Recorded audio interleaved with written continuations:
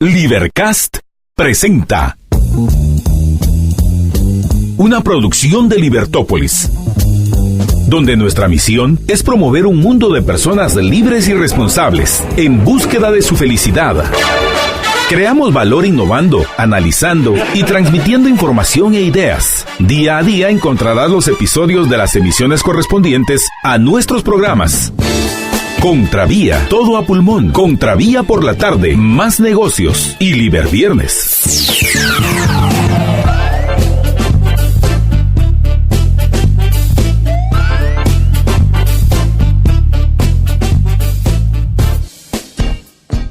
Muy buenas tardes, estimados amigos. Bienvenidos a una nueva emisión de su programa Todo a Pulmón. Los acompaña Marta Yolanda Díaz Durán y es para mí un gran gusto y un honor y, sobre todo, una responsabilidad, amigos, de que ustedes nos elijan para que los acompañemos en ese tan importante camino que todos, ojalá todos eligieran caminar, el camino de aclararnos las ideas, el camino que nos reta a nosotros mismos. ¿Por qué?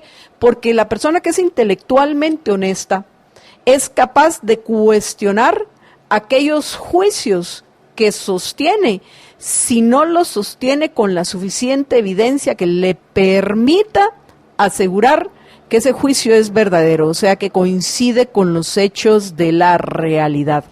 Por eso, el hecho de que ustedes nos elijan, y no solo que nos elijan, que inviten a otros a que nos escuchen, y queremos agradecerles a los oyentes que así lo hacen por cualquiera de los medios, los que rara vez se conectan a redes sociales, que son la mayoría, los miles que nos escuchan en la 102.1 FM, pero que tal vez no comparten, pero sí recomiendan que nos escuchen, les queremos agradecer y por favor síganlo haciendo, porque esa es una forma en la cual ustedes contribuyen a que más personas se atrevan a enfrentar esos juicios que sostienen, ya sea de una forma ideológica, de una forma emotiva o simple y sencillamente porque eso es lo que les han enseñado desde que son muy pequeños y no se han atrevido a cuestionarlo por aquello del qué dirán, y la gente prefiere encajar y tragarse a aquellas cosas que ve y que dice, bueno, a mí me dijeron que esto era blanco, pero yo lo veo negro, pero mejor no lo digo porque pues no vaya a ser que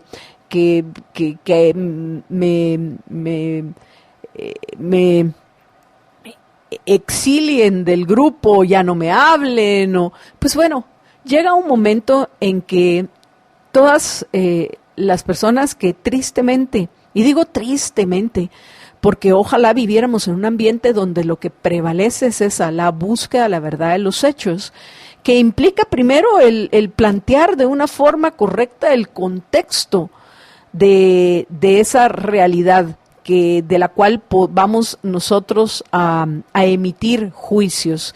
Y dentro del contexto, hay ciertas preguntas claves que debe responder, y eso es lo que me encanta, veamos, porque aquí en Guatemala hay ciertas cosas que a mí realmente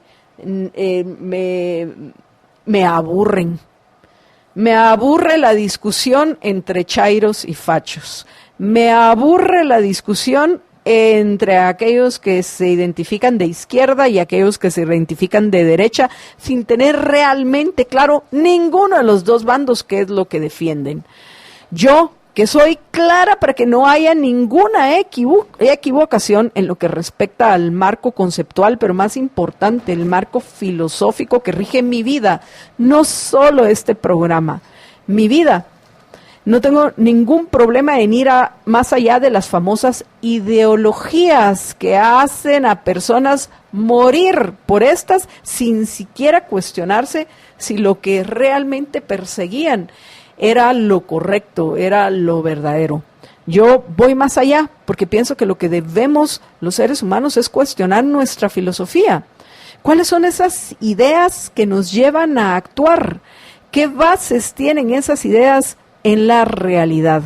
Por eso es que después de años de estudio, yo decidí ya hace un tiempo, sin ningún problema, abrazar la filosofía objetivista como la filosofía que guía mi vida.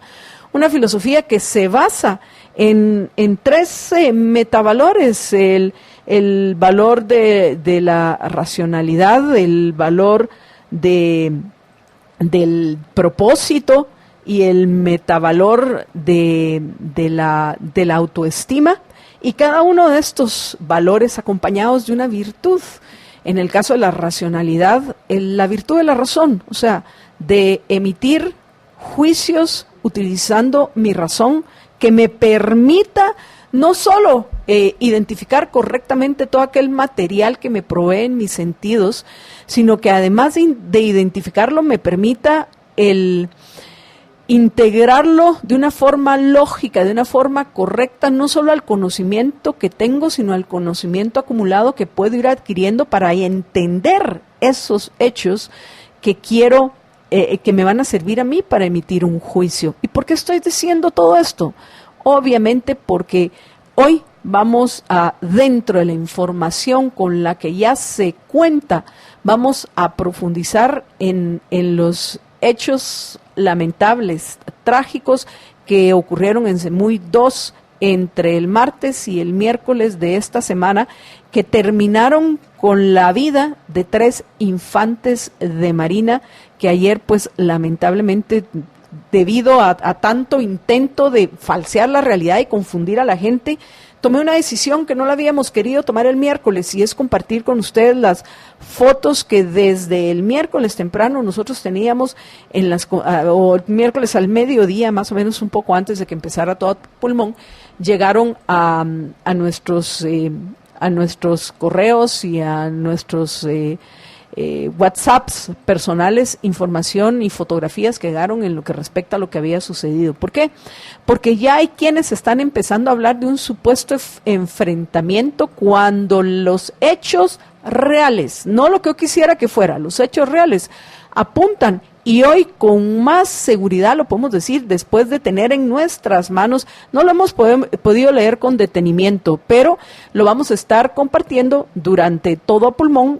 Vamos a estar poniendo las imágenes del informe completo del INASIF en lo que respecta al análisis o a la necropsia o la autopsia, como usted le quiera llamar, que le hicieron a los cadáveres de los 3 infantes que fueron ejecutados en estos lamentables hechos, que deben de ser de una forma justa, de una forma correcta, de una manera objetiva, deben de ser aclarados. Y aquellos responsables directos, y si acaso hay un indirecto también, pero los responsables directos de esta ejecución deberán pagar las consecuencias de sus acciones.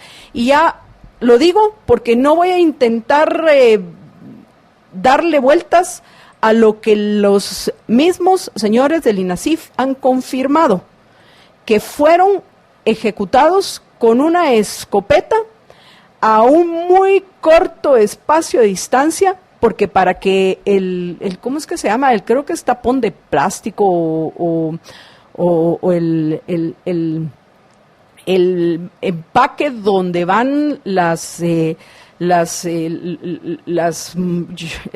lo que llena yo no obviamente no conozco mucho de balística. Vamos a tener en los estudios a una persona que sí es experta en temas balísticos para explicarnos cómo todas estas como pelotitas que vienen dentro de estos los cartuchos. Jorge, ¿qué tal? Jorge, bienvenido. Buenas tardes, Natalia, y buenas tardes a los radioescuchas. Los cartuchos de las escopetas, que como bien han explicado los señores del INASIF, esos solo pueden quedar dentro de los cadáveres, dentro de los cuerpos, si son disparados a un máximo de 3 metros, o sea, pudieron haber sido disparados tan cerca como a unos centímetros de distancia hasta 3 metros.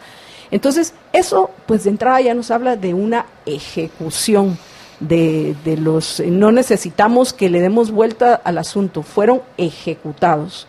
Entonces ya tenemos algunas conclusiones que podemos respaldar con evidencia, con hechos. Ahora, lo que nos falta es la historia.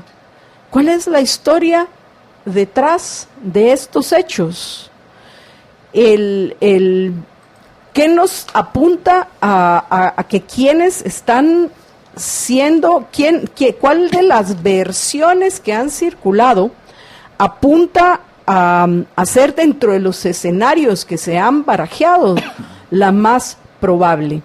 Pero bueno, en fin, nosotros no somos el Ministerio Público, ni tenemos el acceso a toda la evidencia que en este momento puedan ya haber recabado los que son responsables de hacerlo. Nosotros tenemos un objetivo, y ese objetivo es el invitar a los oyentes a que pongan mucha atención, que no se dejen llevar por las emociones que están circulando particularmente en redes sociales, ni por los supuestos expertos, analistas, etcétera, que están surgiendo para explicar la veracidad o la falsedad de X o Y versión. Estemos atentos a investigar y a responder las preguntas claves para plantear correctamente el contexto. ¿Qué? ¿Quiénes? ¿Dónde? Bueno, ¿qué? Ya tenemos la ejecución de 3 infantes de marina. 2, entiendo yo hasta ahorita, Jorge, son 2 los soldados que están heridos, otros 2 infantes, uno de ellos de gravedad, entiendo yo, y aparentemente los que no aparecían finalmente sí resultó que existen, y son los pobladores que resultaron heridos. Y digo, porque hasta hoy, finalmente, autoridades del Hospital Nacional La Tinta en Alta Verapaz confirmaron que atendieron a 2 pobladores heridos de bala en Semuy 2 y Zabal.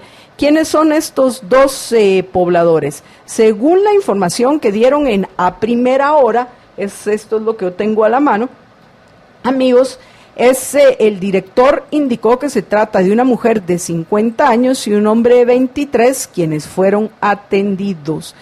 El médico comentó que el cuadro clínico es de carácter reservado, aunque señaló que ambos están estables. Entonces, bueno, hay 2 personas que fueron heridas, pero de la comunidad, Jorge, pero hasta este momento no se tiene mayor información de cómo fueron heridas, porque lo que yo tengo entendido es que hubo unos comunitarios que se opusieron a que fueran ejecutados los infantes de marina. Entonces, si estos comunitarios, y yo de nuevo solo estoy planteando una versión, estos comunitarios pueden haber sido heridos por los mismos que ejecutaron a los infantes de marina, si acaso son de los que dentro de la comunidad se opusieron a que se cometiera este crimen. No sé, es una versión. Hasta vamos a ir nosotros hoy con la información que está entrando, intentando construir escenarios. Y para eso, apreciables oyentes, nos va a acompañar en cabina el coronel Óscar Pérez. ¿A qué horas va a venir el coronel, Jorge? A las 12:30.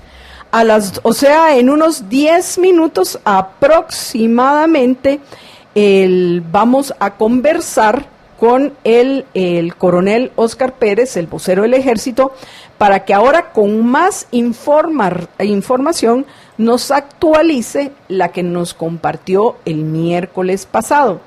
Porque en ese momento, Jorge, lo que se había dicho, y esto sí ya quedó desmentido con el análisis del INACIF, lo que se dijo es que la ejecución de los infantes de marina se había hecho con las mismas armas de los infantes que les fueron arrebatadas.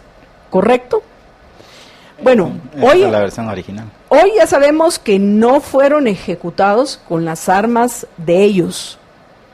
¿Qué pasó con esas armas? Esa es una pregunta. ¿Encontraron todas las armas? Eso también me lo preguntaría yo, porque entiendo que sí recuperaron algunas armas en el lugar, pero ¿recuperaron todas las armas?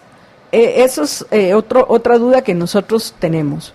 De ahí, ¿qué otras cosas han sido puestas en duda?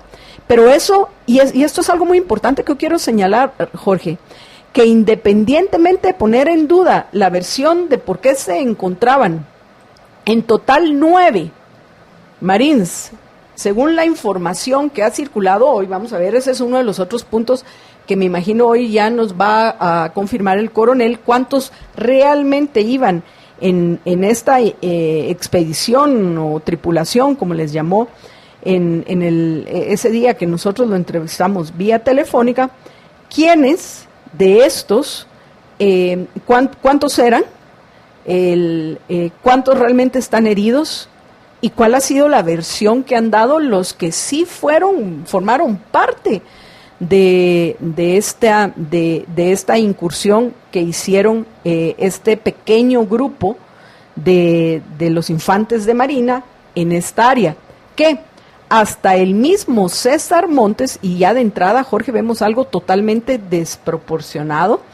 Habla de varias cientos de personas en las declaraciones de él que yo he leído, de varios cientos de personas entre mujeres y sus esposos, que fueron los que atacaron o discutieron, o bueno, en las palabras de este señor Macías, porque realmente su nombre es César Macías, ¿correcto? Julio César Macías. Julio César Macías, según la versión de este señor, que se pusieron nerviosos y entonces vinieron y los ejecutaron. No, o sea, por favor, sea lo que fuere que estuvieran haciendo, no estaban poniendo en peligro a los comunitarios.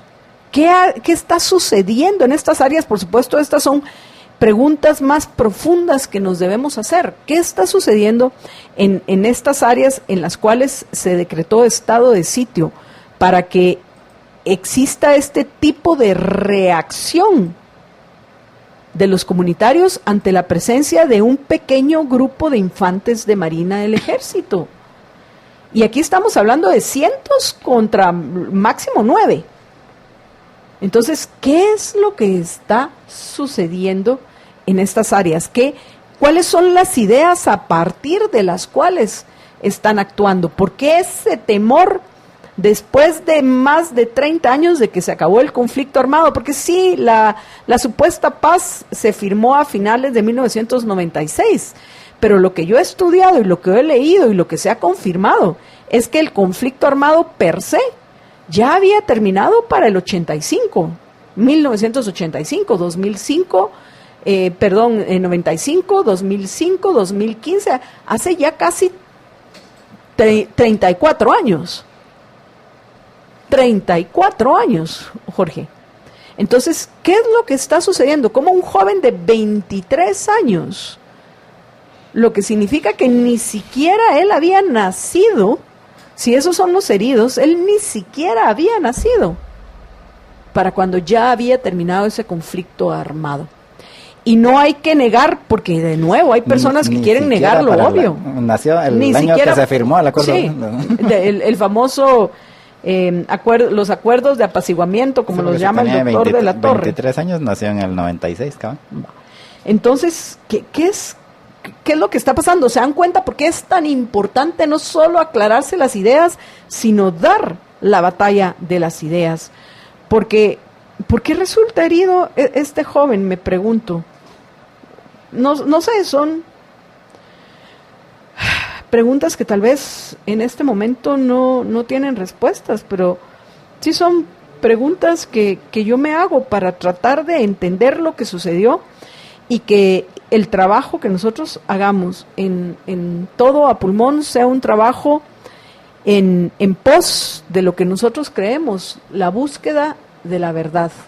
No solo es esa la misión del periodismo, la búsqueda de la verdad de los hechos, sino también el objetivo de uno elegir una filosofía para que guíe su vida.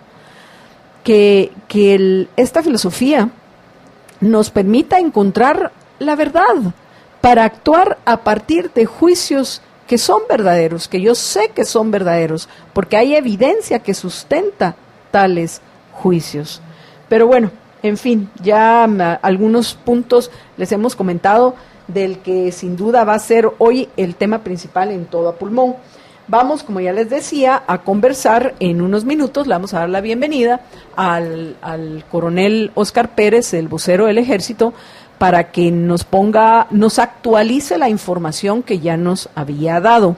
También vamos a tener en cabina, Jorge, ¿correcto?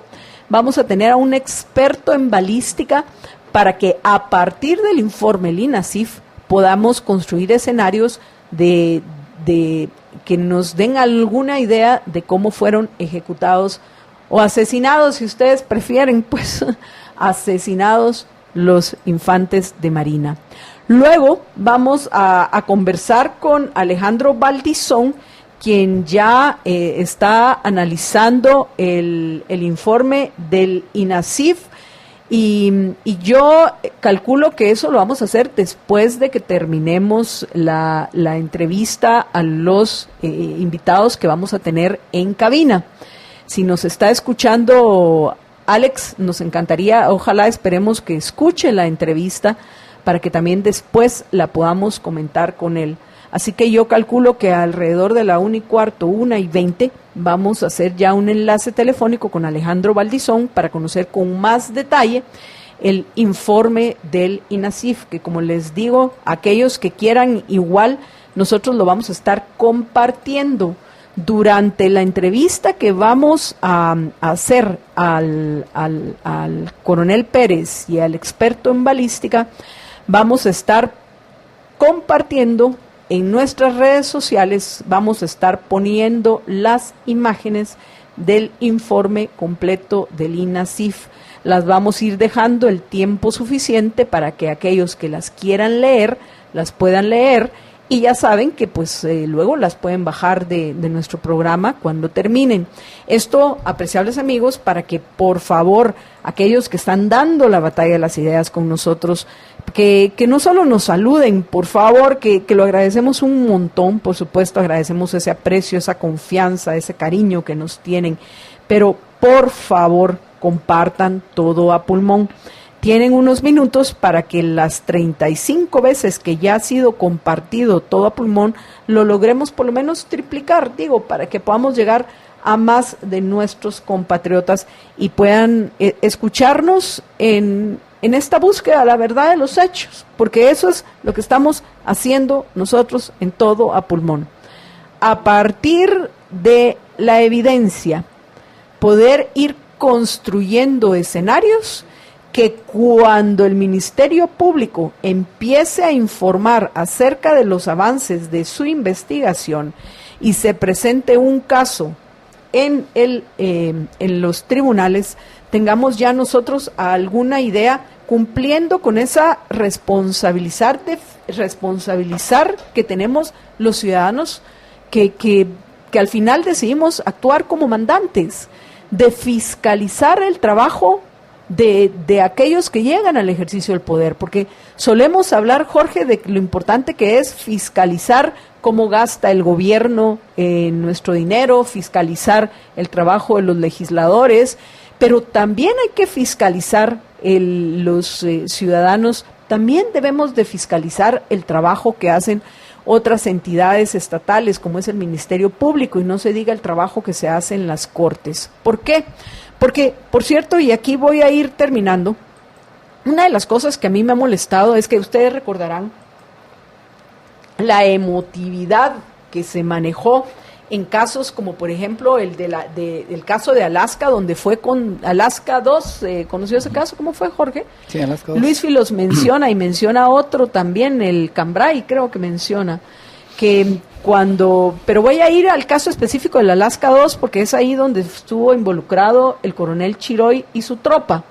Entonces se recordarán que ahí sí obviamente hubo un enfrentamiento, hasta hay videos que muestran el enfrentamiento que hubo, hay videos que muestran cómo los comunitarios, las personas, como se les suele llamar a estas personas, pues los pobladores, atacaron a la tropa del coronel Chiroy, prendieron fuego a un camión. Yo recuerdo esos videos que los pusimos en todo pulmón. Y ahí sí hubo un claro enfrentamiento y en algún momento miembros de la tropa del coronel Chiroy temieron obviamente por su vida y dispararon. Y hubo un muerto en esa ocasión, producto de ese enfrentamiento. Pero ese fue un muerto que fue, repito, accidental debido a al intento de defenderse que hicieron los miembros de la tropa del coronel Chiroy. Y está toda la evidencia. Sin embargo, yo recuerdo, Jorge, cómo fueron linchados el coronel Chiroy y su tropa por esa muerte. Lamentable, sin duda. Esa, por cierto, linchados mediáticamente. Sí, linchados mediáticamente. Y linchados en redes, sí, por supuesto, no fueron linchados. Hay que aclarar, linchados mediáticamente, linchados en redes. Y yo recuerdo que ahorita, por ejemplo, que hay cierta confusión con el área en la escena del crimen, que entiendo que hasta este momento no han llegado personas del INASIF. No sé si es por por miedo a que sean atacados los señores del INASIF, aunque ya ahorita estamos hablando de una escena del crimen totalmente contaminada. Ya de poco serviría, aunque siempre hay algo que alguien puede ver que no vieron otros, ni siquiera aquellos que pueden haber contaminado la escena del crimen. Pero yo recuerdo que en el caso de Alaska, ahí están las fotografías de Rigoberta Menchú. Levantando los casquillos. O sea, ¿qué más alteración y contaminación de la escena del crimen? Y todo eso fue tolerado y todo eso fue ignorado por gente que si son buscadores de la verdad, como lo somos nosotros, debieron haberlo señalado. Pero bueno, en fin, lo que yo estoy viendo es lo diferente que se está, de la forma tan diferente que se está abordando este tema por algunos, incluidos importantes actores de los medios de comunicación. Entonces, pienso que es nuestra obligación, nuestro deber y nuestra responsabilidad hacer las cosas bien hechas, de una forma objetiva, y hacerlo a partir de la evidencia con la cual se cuenta. 44 veces va compartido todo a pulmón. Bueno, esperemos que más adelante logremos esa meta de que por lo menos logremos superar las 100 veces compartido en nuestro programa. A lo mejor durante la pausa algunos más se animan a conectarse. Pero bueno, en fin, terminando con esta reflexión, previo a que vayamos a la pausa, es increíble que hoy, que se ha visto que con esa hazaña se asesinó, se ejecutó a 3 infantes de Marina, que yo no sé si ustedes han visto las imágenes. Marito, pongamos también esas imágenes, por favor, de los familiares de los infantes de Marina llorando, que están ahora en los diarios. Ustedes los pueden ver en los diarios impresos, los pueden ver en redes. O sea, son personas que con toda razón están llorando a un ser querido que lo único que estaba haciendo es cumpliendo su obligación. A aquellos que como ayer, no voy a olvidar a esta persona que al final me da cierta lástima, aunque algunos digan que no la merece, que se alegraba aquí en todo pulmón. ¿Fue ayer que nos dejaron ese mensaje o el miércoles, Jorge? No, fue el miércoles. El miércoles un señor que no ha vuelto a aparecer, recuerdo que se llamaba también Oscar, porque me fijé que llevaba el mismo nombre que el coronel Pérez.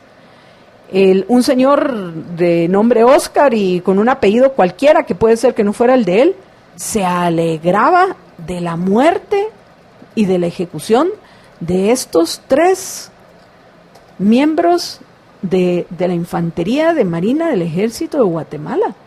Y cuando tú los ves hoy, y los llamaba oligarcas, yo no estoy viendo a ningún oligarca entre los que fueron asesinados que a nosotros nos indigna, a Jorge y a mí, nos indigna tremendamente y nos solidarizamos con la familia de estos infantes de Marina que hoy los lloran. Y pienso que no solo por los seres queridos de los infantes que fueron asesinados, que también son víctimas porque perdieron un ser querido, sino también por el nombre de ellos, este asunto debe ser aclarado hasta las últimas consecuencias. Y que aquellos, porque luego hay tanta gente que es fácil para hablar. Ayer hubo uno que ni siquiera se atreve a dar la cara porque actúa detrás de una cuenta seudónimo, era Mundo Algo, creo que era Mundo Militar o no sé qué, hablando puras babosadas de que nosotros cubriendo a César Macías, por favor, qué ridiculez, esa persona definitivamente no nos conoce. Pero si, dependiendo de quién sea, porque no tengo ni la menor idea quién es, porque es alguien que no se atreve a dar la cara y el nombre. Pero de una vez estaba acusando directamente a este señor.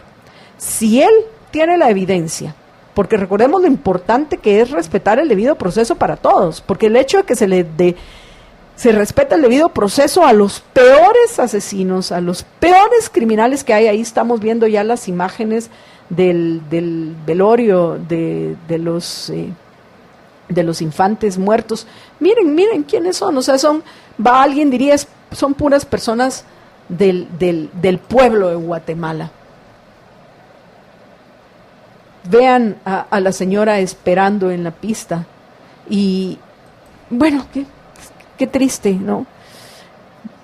Me solidarizo con el dolor que deben de sentir y sobre todo de ver las imágenes, y yo lamento haberlas puesto ayer por ese único motivo, porque fue una decisión objetiva, fue una decisión racional para ponerle un alto o intentar poner un alto, o mañana cuando busquen con el pasar del tiempo aquellos que quieran conocer la historia, que busquen qué pasó en lo que respecta a este hecho, encuentren en algún lugar esas fotografías.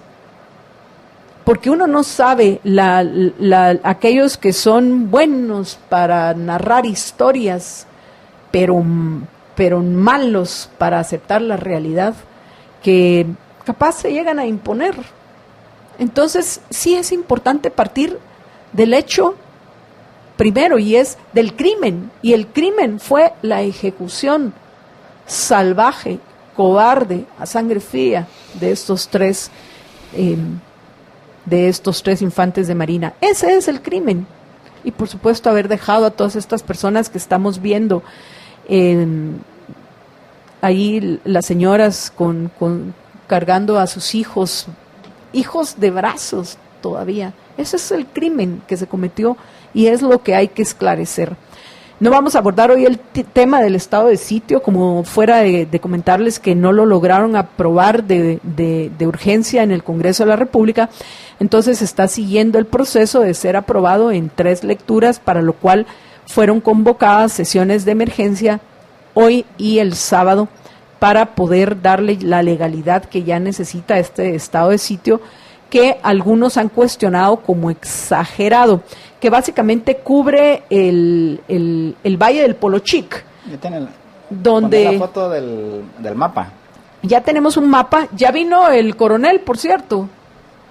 Averigüen si ya vino, ya ahorita está entrando el coronel. Bueno, vamos, antes de irnos a la pausa, vamos a poner el mapa para que veamos cuál es el área. Y es el mapa que hicimos comparativo, Jorge. No, bueno. No es el mapa comparativo. Los tienen todos, pero yo ahorita les dije que pusieran el mapa de donde se ve cuál es el área que está en el estado de sitio. Pero sí están ahí también los otros. Y bueno, el punto es que hicimos nosotros unos mapas comparativos, porque es obvio que detrás de todo esto, o sea, el que lo quiera negar, lo evidente que lo niegue es problema de ellos, pero es obvio que hay narcotraficantes involucrados, pero no solo narcotraficantes de droga. Este es un área que, como sí, efectivamente ha sido, ahí está el mapa, ya lo ven, el mapa de lo que cubre el estado de sitio, que es una parte importante de nuestro territorio, del territorio nacional, pues del territorio de Guatemala, que lo que nosotros hicimos fue también compararlos con los más recientes bloqueos que llevaron a cabo los señores de Codeca y los señores del Frente Nacional de Lucha, que nosotros pues ya les hemos mostrado cómo dejan ese corredor para que circule la droga, que esos son hechos que deberían de estar investigando los señores del Ministerio Público. Solo pero, para referencia de sí. nuestros radioescuchas, en el mapa que ya me lo quitó aquí Mario, pero en el mapa el valle del Polochic va desde la parte suroeste del lago, o sea, donde la parte de abajo del lago, por así decirlo, hasta un poco antes del último municipio que está ahí en Alta Verapaz, así en esa línea recta hacia la izquierda, por así decirlo, que están en azul, que son... ese es el valle del Polochic, y entonces los municipios que están alrededor, básicamente el estado de sitio es todos los que forman parte del valle del Polochic, más los no sé qué está haciendo Mario ahí con las imágenes, más los municipios alrededor del valle del Polochic. Eso es básicamente el área que está en estado de sitio. En esta otra gráfica que estamos viendo ahí, esta es la de el bloqueo que hicieron los de Codeca vamos a ver, eso fue el 6 de agosto. El 6 de agosto hicieron ese bloqueo. Pone el siguiente, Mario, que es igual, solo que marca ahí que tiene una marca de donde es el área que es básicamente la que se usa precisamente ahí para el trasiego de drogas, y que agarra justo desde el lago de Izabal por el valle del Polochic, suben ahí pasando por Fray Bartolomé de las Casas, que es el primer puntito que se ve que está todavía dentro de lo que está ashurado, así por la parte de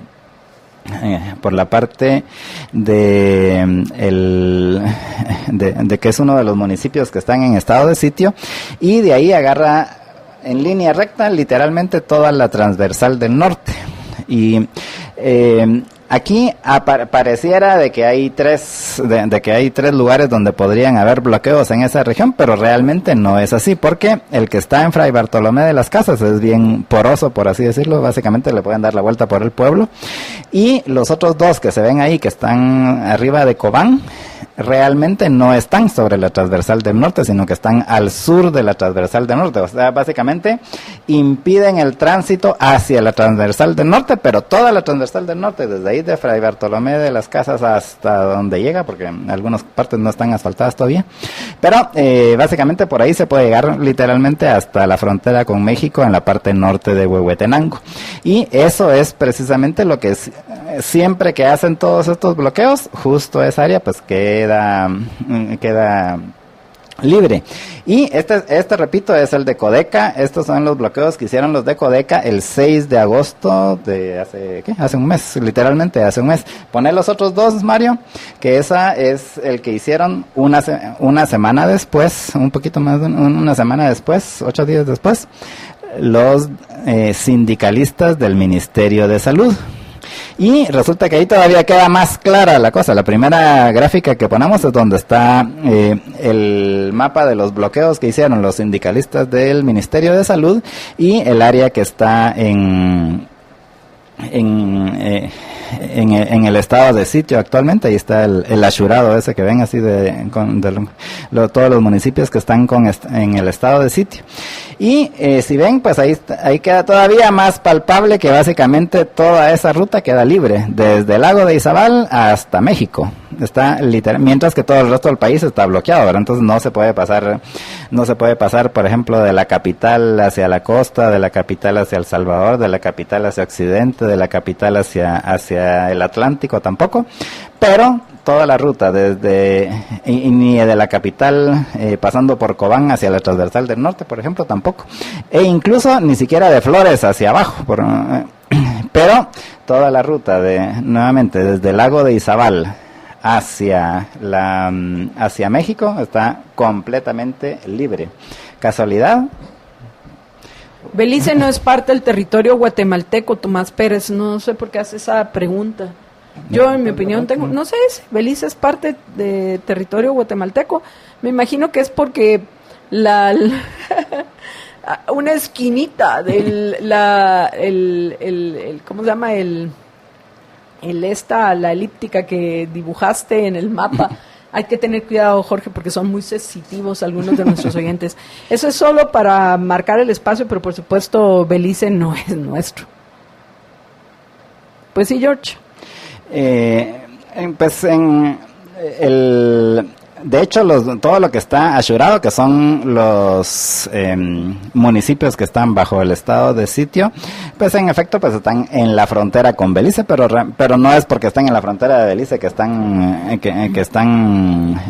los pusieron en estado de sitio, sino es básicamente porque es toda esa región que es la que básicamente está controlada por narcos y narcoguerrilleros, o como lo quieran llamar.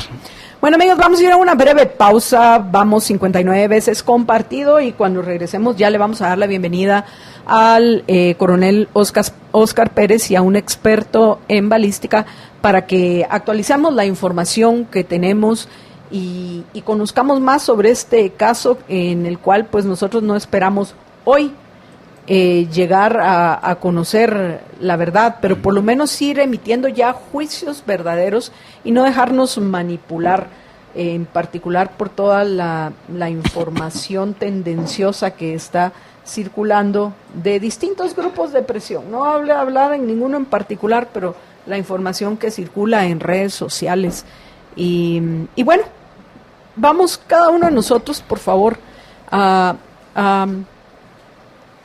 hacer con responsabilidad nuestro trabajo de actuar como mandantes. Y de nuevo les pido que compartan nuestro programa. Ya regresamos.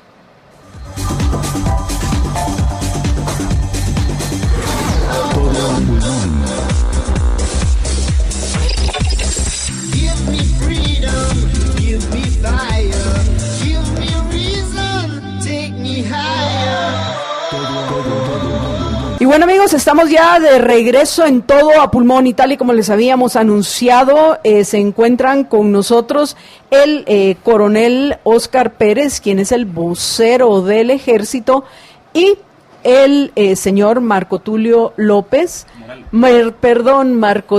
Morales, quien es el asistente técnico de DGEPCAM, la Dirección General de Control de Armas, que es el experto en balística que nos va a ayudar a entender y poder plantear escenarios en los cuales, a partir de la información que ya se tiene del INASIF, cuáles son los escenarios en los cuales pudieron haber recibido esas heridas, no sé cómo llamarlas, los infantes de Marina que murieron. Y pues bueno, conocer más acerca del caso con expertos. Así que al señor Marco Tulio Morales y al coronel les damos la bienvenida a Todo Pulmón. Buenas tardes. Buenas tardes, muy amables, gracias por recibirnos. Saludo a los radio oyentes. Entonces vamos, Marco Tulio, si nos da unos minutos, vamos a comenzar con el coronel, ya que con el coronel conversamos vía telefónica el miércoles pasado. Y en ese momento, coronel, y esto es antes de que vayamos ya a los resultados científicos que da la autopsia o el examen ¿cómo se llama? Necrológico de los cadáveres de los infantes de Marina. Entonces, coronel, en la versión que usted nos compartió de la información que en ese momento ustedes tenían, creían que los infantes habían sido asesinados con sus armas. Sin embargo, hoy ya se confirmó desde ayer por el INASIF que fueron asesinados con una escopeta. Entonces, ¿cambia esto la información, además de cambiar el arma? ¿Cambia alguna otra de la información que usted nos compartió el miércoles pasado? Efectivamente, en algún momento se manejó la información de que uno de los heridos infantes de Marina proporcionó vía telefónica narrando lo que le había sucedido sobre todo a los infantes de Marina asesinados. Él indicaba de que fueron el alférez de fragata y infante de Marina, a quien le arrancaron el rostro. Fueron asesinados en el lugar donde aterrizó un hidroavión que posteriormente del trabajo del Ministerio Público y la PNC, en el interior del avión fueron localizados $1 millón en efectivo. Eso no fue ahorita, ¿no? Eso no fue ahorita. Este hidroavión ocurrió, el hecho en noviembre de 2017. Y está perfectamente documentado y también cubierto por los medios de comunicación. A unos 500 metros de este lugar fue la emboscada, donde la narración que dio el soldado, eso fue lo que compartimos con los medios. Ante una versión y otra, ya la autoridad pudo ingresar, la PNC, acompañando al Ministerio Público, hacer el levantamiento de los cadáveres con los procesos legales correspondientes y ser llevados a una morgue en donde el INASIF les practicó una necropsia. Al tener ya estos datos, la institución del Estado que va a llevar la investigación criminal y forense, por un lado el Ministerio Público y por otro lado el INASIF, y los dictámenes científicos y criminalísticos a los que ellos están facultados van a ser los que van a dar la luz en la investigación. Y el Ejército de Guatemala pues confía en el sistema de justicia y va a prestar toda su colaboración para que los responsables de esta barbarie cometida en contra de la humanidad de estos 3 infantes de Marina pues sean llevados a los tribunales. Eso es la posición. Nosotros confiamos en el sistema de justicia. Si bien es cierto, se compartieron con ustedes lo que prácticamente el infante de Marina herido, dicho sea de paso, hoy está en el intensivo en su segunda intervención quirúrgica. Pese a su estado de estar herido y a su estado emocional, brindó las primeras declaraciones e informaciones hacia el mando, y eso fue lo que yo compartí. Ahora ya está la autoridad en ejecución de la investigación y serán ellos quienes mejor lleven la conducción de esta investigación criminal y forense. Que es como debe ser, le corresponde al Ministerio Público. Pero hay varias preguntas que queremos nosotros, porque consideramos, y lo comentábamos en el segmento anterior, que los ciudadanos tenemos, si vamos a ejercer como mandantes, si nos vamos a considerar mandantes, debemos ejercer como tales y debemos de fiscalizar a todos aquellos que ejercen el poder, incluidos aquellos que están haciendo investigaciones para que podamos entenderlo mejor. Entonces, bueno, el qué ya lo tenemos, el asesinato de 3 infantes de Marina, porque que fue un asesinato ya, pues creo que queda obvio de que fue una ejecución. ¿Qué tipo de ejecución? Ya Marco Tulio Morales nos va a poder confirmar con más detalle. Además de los 3 infantes que murieron, hay ¿cuántos heridos de la tripulación o tropa? ¿Cuál es el término correcto? En términos de Marina sería una tripulación, pero para que tengamos son 9. En términos de la Marina, el ejército está en 3 fuerzas. Es una tripulación. En términos de cuántos son 9. Eran 9 los que iban, los que se bajaron de la embarcación, empezaron a caminar buscando el posible aterrizaje de una aeronave. ¿Basados en qué? En la información de radares. ¿De radares de los estadounidenses o el sistema de radares del sistema nacional? Del sistema de defensa aérea de la Fuerza Aérea Guatemalteca.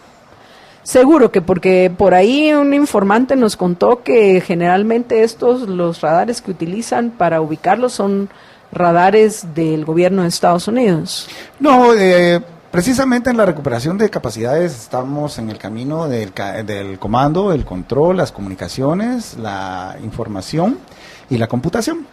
Esto no inició ahorita, inició en un proceso más o menos de 2007.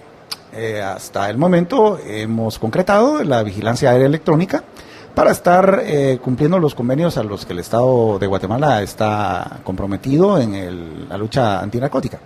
Entonces, solo regresando, coronel, entonces los radares, eso era solo un detalle que yo quería ir confirmando por toda la información que está circulando. Okay. Entonces, los radares localizaron que aterrizó una avioneta o un aparato. ¿Qué fue lo que los radares identificaron y qué era lo que iban a ir a confirmar esta tripulación de 9 Marines? Sí, los radares primarios de defensa tienen la particularidad que aunque las aeronaves apaguen los transponders, que son equipos que llevan de navegación, estos radares primarios son capaces de seguir todavía el trayecto en el aire y dar las posibilidades, las probabilidades de las coordenadas ya en tierra de donde podría aterrizar. Pero cuando empiezan a descender, empiezan a perder señal, pero el trayecto nos da el indicio de posibles lugares. Entonces, eso es lo que mira uno en las películas de cuando dicen que se van a volar bajo para que no los detecten los radares. Precisamente. Entonces, los radares están funcionando en perfecto estado las 24 horas del día, operados por la plataforma de defensa aérea de la Fuerza Aérea. Son guatemaltecos, es parte del proceso de recuperación y es una herramienta muy útil para detectar las violaciones al espacio aéreo nacional, que no solo... Las aeronaves no solo traen amenazas de tipo narcotráfico, pueden traer armas químico-biológicas, pueden traer ilegales o personas que están migrando de manera fuera de la ley, o pueden traer armas de destrucción masiva. Es un abanico de probabilidades de lo que pueden cargar. Pero bueno, el punto, vamos a los hechos, no a las probabilidades, porque lo que queremos es establecer hechos. Okay. Entonces los radares identificaron una nave, la nave empezó a volar bajo, entonces se les giró instrucciones a la tripulación, me imagino que estaba más cerca del lugar, que es lo que me parece lógico, no sé si estoy en lo correcto, que por favor bajaran a tierra y fueran a confirmar que ese aparato volador no identificado, que habían identificado los radares, que habían al menos visto los radares, pero identificar de qué se trataba. Entonces bajaron los 9 tripulantes y empezaron a caminar. En su trayecto se toparon con pobladores de Semuy 2. ¿Esto es correcto? Sí, así es. En ningún momento fueron a la aldea porque no tenían nada que ver con la población. Ellos buscaban el posible sitio de aterrizaje. Es ahí donde los detiene una turba, y entre la turba, de acuerdo a la descripción del infante de marina, más de 200 personas. De estas personas, más de 30 armados. Dicho sea de paso, un machete puede ser un arma blanca. Los niños y las mujeres blandían machetes y el grupo armado atrás del grupo de mujeres. Armado con armas de fuego. Con armas de fuego. Abren fuego sobre la patrulla y matan al alférez de navío y a un sargento en el lugar. Hemos visto las imágenes y yo las publiqué ayer. Tenemos una imagen donde hay uno de los infantes que prácticamente le volaron la cabeza. Así es como lo puedo describir. Le volaron la cabeza. Él obviamente no fue uno de los que murió primero. Él fue uno de los que murió primero junto al alférez de fragata que falleció. Entonces hay algo que no me cuadra. Porque para que les haya quedado no sé si se llama casquillo, y perdón al Marco Tulio Morales, que explíquenos cómo funciona una escopeta. Buenas tardes. Sí, si se puede acercar un poco más al micrófono, le agradezco. Una escopeta es un arma de fuego que es denominada con cañón liso, puesto que no tiene estrías que le den un movimiento helicoidal a la bala al momento de ser disparada. Regularmente, para que una bala se estabilice, se necesita que vaya girando sobre su eje, pero en el caso de las escopetas, como los perdigones son redondos, manejan esa trayectoria, solo que con una distancia mucho más corta, pero a corta distancia generan mucho poder, puesto que son muchos perdigones los que son disparados a través de un cañón. ¿Cómo se llama el envase donde van los perdigones? Se llama cartucho, se llama casquillo. El casquillo.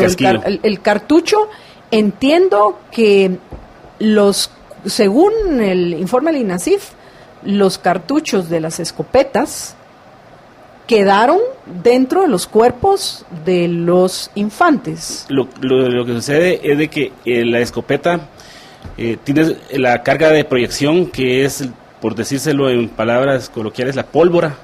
Está cubierta por un taco de fieltro, que es lo que sostiene y lo que le da le da cierta presión para que pueda ser accionada la ignición. Tiene que haber cierta presión, y ese taco de fieltro lo que hace es que sostiene la carga de proyección y está situada por detrás de los cartuchos, pero al momento de disparar ese taco de fieltro es expulsado al momento, es expulsado al mismo momento que los perdigones, a cierta trayectoria o a una distancia que no podría determinarse con precisión, pero porque puede variar, pero ese taco de fieltro pierde la trayectoria porque tiene menos peso pero a una distancia corta ese taco puede ser incrustado en un cuerpo, en determinado cuerpo, puede ocasionar daño, pues porque si usted dispara a una distancia muy corta, también es un proyectil más el que está puesto en el aire, ¿no? Además de los balines. Además de los perdigones. Alguien me hizo el comentario de que por las fotos, lamentablemente, consideraba de que no había sido un cartucho normal, sino un slug, creo que le llaman cartucho 2 slug, que es básicamente, en lugar de tener un montón de balines, tiene un balín grande. ¿Es eso posible? Sí, es un cartucho que en la mayoría de los casos es una onza de plomo la que va, es un solo cartucho. Este cartucho trae cierto diseño que le permite tomar una trayectoria tal vez no tan amplia o larga como la de un arma de fuego, pero sí como de una arma de fuego de cañón rayado, pero sí genera el movimiento que les explicaba con anterioridad. Entonces tiene una trayectoria y sí es una cantidad de energía la que se transmite que es bastante extensa. Bueno, según el informe del INASIF, fue una escopeta con la que fueron asesinados los infantes, ¿correcto? Lo que dice el comunicado de prensa del INASIF es de que al parecer es una escopeta, por lo que todas las evidencias halladas en la necropsia serán trasladadas hacia el laboratorio central de INASIF para profundizar en las investigaciones hasta este momento. Pero solo quiero terminar porque de nuevo eso de que vinieron y les dispararon, no, yo quiero ir aterrizando los puntos. Entonces, si ese casquillo de fieltro del cual nos habló Marco Tulio Morales ahorita, para que quede incrustado dentro del cuerpo de la persona que es atacada, tiene que ser disparado a una corta distancia. A una corta distancia. ¿Cuál es el máximo de distancia? No sabría decirle con exactitud eso, pero... Es que yo he escuchado a algunos que dicen que pueden ser 2 o 3 metros, pero no más de 3 metros. ¿Coincide o no con esta observación? Podría ser esa distancia, pero no tengo con exactitud la respuesta para eso, porque podría ser de cierta manera circunstancial, algo así, dependiendo del cartucho, la cantidad de peso que tenga el cartucho, la marca de munición, todo esto puede generar ciertas variaciones al momento de efectuar un disparo, que son variaciones mínimas, pero el peso de la carga que está en el cartucho puede generar esa situación. Bueno, pero entonces todavía obviamente de esto me queda claro que hace falta más información ya en lo que respecta al arma y la munición con la cual fueron asesinados los infantes de Marina. Pero lo que sí nos queda claro es que es a una corta distancia, sin poder determinar exactamente cuál fue esa corta distancia. Sí, yo le podría decir que para incrustar un taco de los que yo me refería en un cuerpo, tendría que ser una distancia corta. Ustedes vieron obviamente las fotografías de los cuerpos de los infantes, ¿sí? Sí. Hay uno en particular que a nosotros nos ha impactado, es el que se le ha visto que se quedó sin cabeza. ¿Qué tuvo que haber pasado para que quedara sin cabeza? prácticamente, o sea, solo con un hueco acá, pegado al rostro, esta persona. Hay detalles que brindó el infante de Marina que estaba informando a la superioridad que estaba pasando. Uno, que el oficial les ordenó a los infantes de Marina que pusieran las armas en el suelo. Dos, eso ya no lo digo yo, lo dice un autodenominado comandante. La población los despojó de las armas y algunos de la población pedían que no los mataran y les dispararon al infante de Marina en la cara, y si ven ¿de frente o por detrás? Mire, yo le voy a dar la opinión de lo que vi en la foto.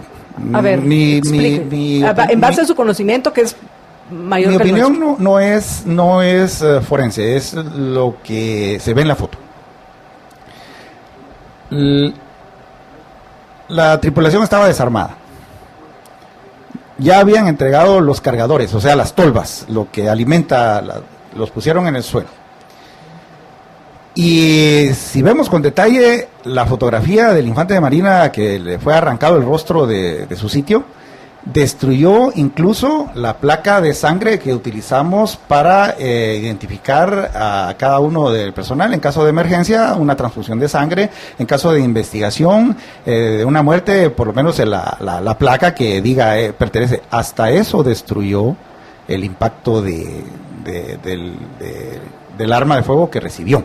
Hay algo muy importante que hay que traer a colación. Lo que significa que fue de cerca. Prácticamente fue de un disparo cercano. Y de acuerdo a lo que dice el infante de Marina, fue una ejecución. Sí, porque para que hubiera sido un enfrentamiento tendría que haber sido de lejos y habría un montón de comunitarios heridos, porque si habían mujeres, y esto también fue dicho por César Macías, que habían alrededor de 200, en algunos lugares de las declaraciones de él que he leído, habían 200, en otros habían 300 personas. No serían dos los que, según ha confirmado el director del hospital, del Hospital Nacional de la Tinta, en Alta Verapaz, confirmaron que recibieron a 2 pobladores de Izabal heridos por arma de fuego. Kenneth Eric Ribay Girón, director del centro asistencial, explicó que pobladores lesionados fueron llevados a ese hospital. El director indicó que se trata de una mujer de 50 años y un hombre de 23. Todavía no nos queda claro si por lo menos con la información que ha circulado, a mí no me queda claro si son habitantes de Semuy 2 o de los pobladores que estuvieron fueron testigos de esta ejecución. Pero, regresando otra vez al punto, si efectivamente, como algunos pretenden hacer creer, hubo un enfrentamiento, no serían 2 los que estarían heridos, sino serían muchos más. Un enfrentamiento supone la disposición de 2 grupos antagónicos que han llegado a un extremo de intercambiar disparos. Pero en el caso de esto, en primer lugar, la tripulación no iba hacia la población, sino iba en búsqueda de una pista clandestina de posible aterrizaje. 2, 9 hombres armados no pueden hacer frente a semejante turba, y de entre ellos la mayoría armados con machetes y palos, y los menos con armas. Tenemos lecciones aprendidas ya casi en las vísperas de la firma de la paz, al teniente Lacan Chaclán, que fue invitado a un partido de fútbol a una comunidad, y cuando ya estuvo en la comunidad fue rodeado por la gente y empezaron a gritar que los lincharan. La tropa reaccionó, hubo muertos y heridos por parte de la población, lo cual se lamenta, son vidas humanas. El oficial y los responsables purgan una condena a causa de esas acciones.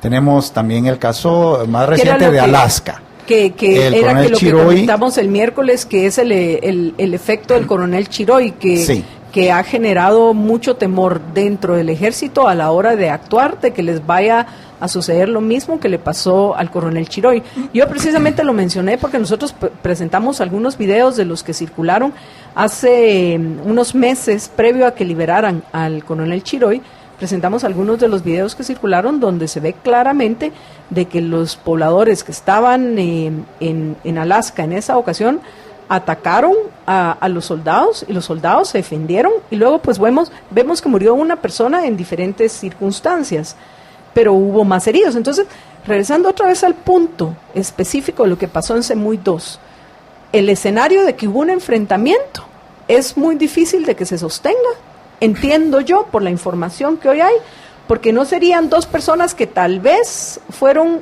heridas a consecuencia de lo que haya sido que sucedió en este lamentable hecho, sino serían más los que estarían heridos. O sea, lo que apunta esto es que pienso, y no sé, Marco Tulio, si quiere emitir, por favor, compartir con nosotros su opinión experta en este tema, apunta a que efectivamente los soldados, que además de eso no fueron asesinados con sus armas, eso ya quedó claro, fueron asesinados con una escopeta, efectivamente soltaron las armas, dijeron, estos son demasiados, nosotros mejor soltamos las armas. Y no sé en qué circunstancias, pues porque yo no estuve presente, estoy tratando de entender con la información que se tiene que pudo pasar. Marco Tulio.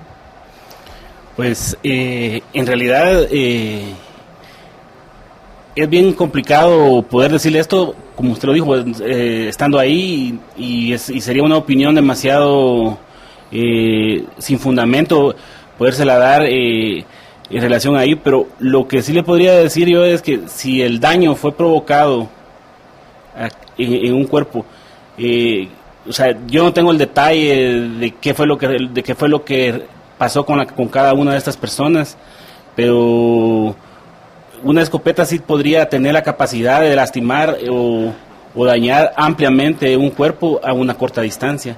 Pues es un arma de fuego con mucha letalidad, y es muy efectiva. Pero ¿cómo pudo haberse desenvuelto este problema en este lugar? O sea, no sabría decírselo precisamente, pero sí, coronel. Quisiera acotar algo, y es que es tanta versión que está circulando en redes, en programas de opinión y todo. El Ejército de Guatemala sostiene su postura de que confía en el sistema de justicia y las instituciones que van a conducir la investigación. Pero en estas circunstancias en las cuales la población impide que por espacio de más de 24 horas se ingrese al sitio del hecho criminal, va a ser muy difícil para el Ministerio Público dar un dictamen en donde tanta contaminación de la escena, unos dicen una cosa, otros dicen otra cosa, más de 24 horas que pasa para que puedan ingresar las autoridades a levantar los cuerpos. Va a ser una situación muy complicada. Entonces, lo que quiero hacer notar es de que las primeras investigaciones forenses apuntan hacia un arma tipo escopeta. En la tabla de organización y equipo del Ejército de Guatemala no hay escopetas. La tripulación que fue emboscada no portaba escopetas. Entonces va a ser algo muy muy complicado de investigar, pero va a ser el Ministerio Público y los dictámenes de INASIF cuando profundicen en los laboratorios centrales, lo que va a dar la certeza, al menos científica y criminalística, de que fue lo que ocurrió, y en eso estamos confiando, en que las instituciones hagan su labor a pesar de todas las adversidades de la contaminación de la escena del crimen, a pesar de que los cuerpos ya fallecidos y desmembrados, así como aparecen en las fotografías, se expusieron al calor, a la lluvia, a la humedad imperante en este lugar. Y son cosas que ayer una compañía de servicios funerarios, de una manera espontánea, ofreció a los familiares el doble embalsamamiento de los cuerpos por la barbarie que imperó en este acto criminal en contra de 3 seres humanos.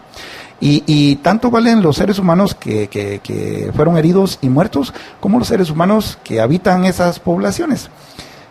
Pero como autoridad tenemos bien claro qué hacemos. No tenemos temor de hacer lo que hacemos en ningún momento, porque estamos claros que no vamos a entrar a la población a crear confrontación. No, nosotros defendemos y estamos para la defensa de esa población, pero también tenemos derechos, porque somos seres humanos y somos servidores públicos encargados de hacer cumplir la ley y que tenemos que seguir leyes, reglamentos y ordenamientos jurídicos. Y tal es el caso que no hay fallecidos de parte de la población, y tendría que haber ya una versión, o cuando la haya, de las personas que dicen que están lesionadas, para ver qué tipo de lesiones tienen. Porque algo que sí reafirmó el infante de Marina herido fue de que cuando ellos lograron, los sobrevivientes, lograron, a pesar de sus heridas, lograron romper el cerco de la emboscada. Sí, algunos pobladores les dispararon con las propias armas, pero no los lograron herir. ¿Recuperaron esas armas o esas armas quedaron en manos de los pobladores algunos de los pobladores de Semuy 2? O los personajes que hayan sido las personas que ejecutaron a los marines. ¿Quién tiene las armas que van los marines? Ya están en manos del Ministerio Público. ¿Las lograron recuperar todas? La Policía Nacional Civil, aparte de la protección que le brindó a los fiscales del Ministerio Público, les permitieron ingresar, entre comillas, les permitieron ingresar a la autoridad, hacia hacer los rastreos para dar con el paradero de las armas. Se recuperaron. No sé si la totalidad, porque ya están en manos del Ministerio Público, tanto fusiles como cargadores, o las tolvas, el recipiente que guarda los cartuchos que disparan, los alimentadores. Pero sí ya fueron recuperados, ya están en manos de las autoridades. Otra pregunta, y ahorita pregunta Jorge. Habíamos dicho que eran 9, nos dijo que eran 9 los integrantes de la tripulación. De esos 9, 3 murieron. ¿Cuántos hay heridos? Hay 3 heridos y hay 3 que salieron ilesos. Ilesos en el sentido que no sufrieron lesiones físicas, pero solo sí, emocionales. Sí, solo un estrés postraumático, sí. De los 3 heridos, ¿hay algún herido de gravedad? Sí. ¿Cuál es el estatus a este momento del herido de gravedad? El día de hoy a las 6 de la mañana fue intervenido quirúrgicamente para colocarle algunas sondas porque sufrió una peritonitis, tiene impactos de bala, tiene impactos de armas de fuego, para ser más preciso, en los intestinos, en un riñón y en el hígado. Esta es ya la segunda intervención quirúrgica que se le practica. Está ahora, en el intensivo del Centro Médico Militar. Los 3 que salieron ilesos físicamente al menos, ¿qué cuentan de los hechos? Bueno, ellos ya a esta hora probablemente ya arribaron al Centro Médico Militar, están en un estado emocional muy crítico porque luego de la adrenalina y que pudieron manejar su supervivencia en ¿Cómo lograron salvarse? Rompieron el cerco desarmados porque la población les quitó las armas, más bien dicho, las pusieron en el suelo y la población las tomó. Desarmados, lograron romper el cerco. Romper el cerco es aventaron gente y salieron corriendo. Donde estaban rodeados lograron burlar la vigilancia que se les puso y huyeron hacia el área pantanosa. Tal vez no huyeron, no es el término correcto, sino se pusieron a salvo. Es correcto, se pusieron a salvo. Se pusieron a salvo su vida. Y permanecieron ocultos en el pantano aledaño a la aldea, se me escapa el nombre, en la playa sur del lago de Izabal. Luego de permanecer más de 48 horas en ese lugar, escuchan los rotores de un helicóptero militar y empiezan a hacer señales desde el pantano. Los divisan desde el aire la tripulación de la Fuerza Aérea y dan aviso de que ya están bien. Ahí quiero resaltar de que no fueron lanchas de la Marina los que los rescataron, sino un lanchero de la población. Logró llegar hacia el pantano, los sacó del pantano y se los llevó al Estor con la custodia del helicóptero que los avistó. Ellos presentan algún tipo de lesión en la piel debido a la exposición al lodo y al agua por más de 48 horas, las picaduras normales de los mosquitos del lugar, pero sí presenta un shock emocional que necesita ser tratado y que si ya están en el Centro Médico Militar, ya hay personal especializado esperándolos para asistirlos en este sentido. ¿Y qué información han tenido de los supuestos heridos de la comunidad? Que primero habían dicho que estaban, entiendo yo, en el hospital del Estor, pero ahora resulta que están en la Tinta Alta Verapaz. Bueno, de esa parte lo desconocemos. Toda vez la tripulación que sufrió la emboscada estaba en una misión de neutralizar acciones del crimen transnacional, en este caso narcotráfico.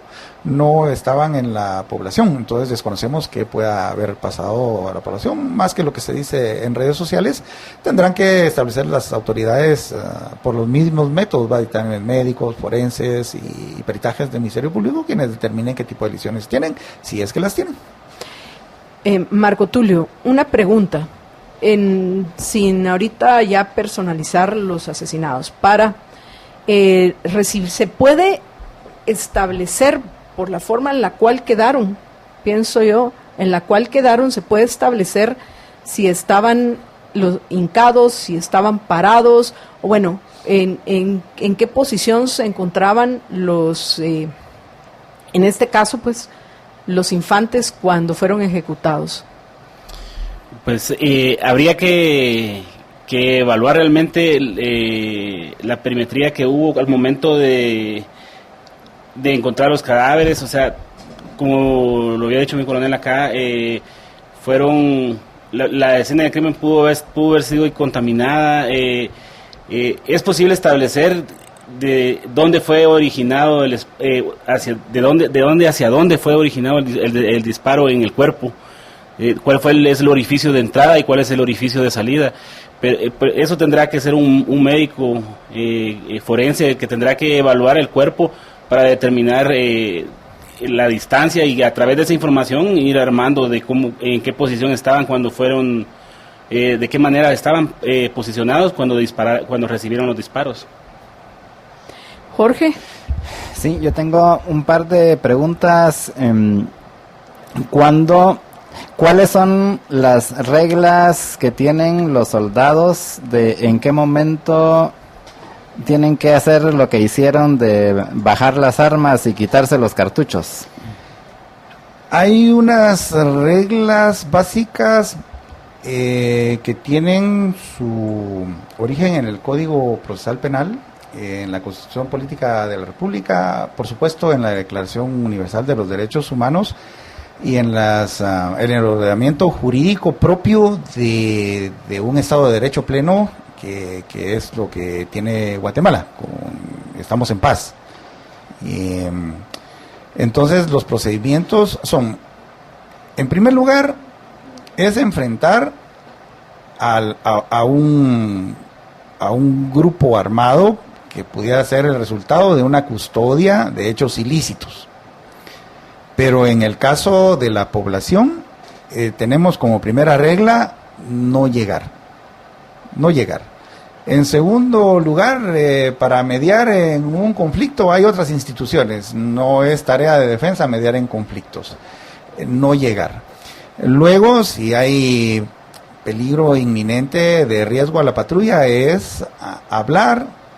Si el personal está armado, ponerse el fusil por la espalda, colgado de la espalda, mostrar en toda actitud pacífica, y mostrar voluntad hacia el diálogo y ordenarle al personal. Hay un líder, ya sea un capitán, un teniente o un subteniente al mando de la tropa siempre. Ordenarles directamente que nadie usa las armas. Quitar el cargador, poner seguro. Hasta allí, negociar. Me imagino, porque es lo más probable que ocurrió, que viene el alférez de fragata, le ordena a su personal que ponga las armas en el suelo, confiados de que con esta medida la población se va a calmar.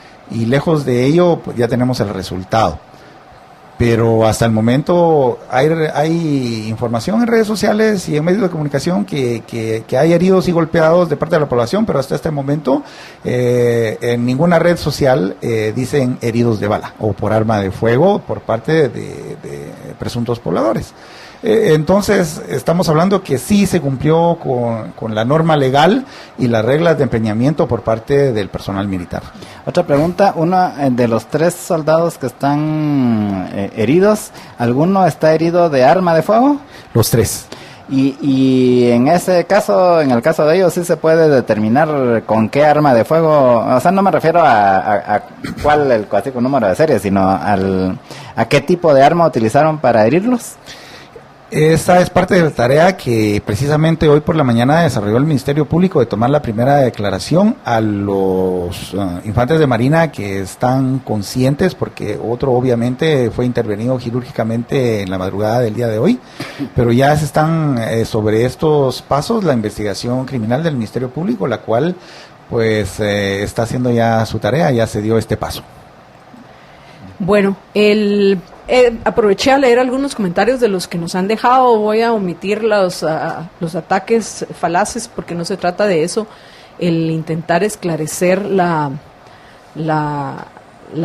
situación, y tampoco nos compete a nosotros, ni pretendo yo hoy que conozcamos la verdad total, pero sí con los hechos que ya son innegables podemos ya emitir ciertos juicios. Fueron ejecutados. Es un juicio que por lo menos yo, Marta Yolanda Díaz Durán, sí me atrevo a emitir, porque veo que mis 2 invitados pues tienen temor porque esa es la realidad, se les ve en el rostro el temor a emitir un juicio que sea contundente, y eso lo perciben los oyentes, porque algunos dicen, pero el experto en criminalista no se escucha seguro, ni siquiera en decir, vaya, obviamente esto, si tenía el cartucho, las tolvas en el cuerpo, los cuerpos de los infantes, eso tiene que haber sido hecho a muy, pero muy corta distancia. O sea, no es como que acá lejos estoy enfrentándome contigo y te disparo. No, aquí yo me acerqué y te disparé con la escopeta, que es lo más probable que sea. No es que de allá en la punta estoy, andate vos, desgraciado. No, estoy aquí cerca, pues, y aquí para dejar la cara desfigurada. Entonces, el comentario, la gente lo que está pidiendo es seguridad. Entonces, bueno, de nuevo, yo les voy a dejar los últimos minutos antes de que terminemos para que lo que se sabe y que podemos sin miedo a decir con certeza, que sabemos, o sea, que sabemos porque tenemos los pelos de la burra en la mano para decir de qué color es la evidencia, y en base al conocimiento, porque ustedes son los expertos, no somos ni Jorge ni yo. ¿Qué le podemos decir a la gente que dice, pero bueno, se les disparó de cerca o de lejos? Fue con, pueden asegurar, hasta los oyentes están diciendo, los que conocen de armas, fue una escopeta. O sea, yo sé que todo esto tiene que ser confirmado por el Ministerio Público. Yo sé que todavía hace falta la evaluación de balística del INASIF, pero también sé lo que vi. Y lo que vi, a mí no me queda ninguna duda de decir, es una ejecución cobarde de 3 personas.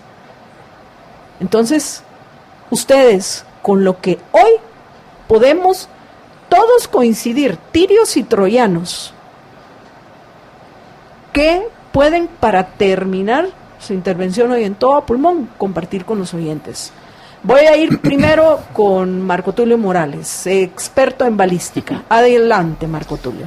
Pues no es falta de seguridad en lo que se está diciendo, sino que tenemos que esperar a las personas que realmente tuvieron acceso a las escenas para poder brindar una información completamente clara y concisa en relación a esto. O sea, nosotros acá solo tenemos la información que se nos está transmitiendo. Yo en lo personal le podría decir, claro, una escopeta, yo lo había afirmado, puede hacer mucho daño a una corta distancia. No tiene que ser, no tiene que ser, y cualquier arma de fuego a corta distancia puede ocasionar daños graves por la inmensidad o por la cantidad de energía que transmite hacia un cuerpo, y entre más cerca esté, o sea, es la energía que se transmite es mucho mayor, incluyendo o mejor dicho, aumentándose en una escopeta que es una carga de proyección bastante amplia la que dispara. Gracias, Marco Tulio. Coronel. Bueno, no tengo miedo en realidad. A los amables radioyentes les recuerdo que ustedes son ciudadanos, la mayoría, que no pertenecen al gobierno. Entonces el ciudadano normal, común y corriente tiene derecho a hacer todo, absolutamente todo lo que la ley no prohíba.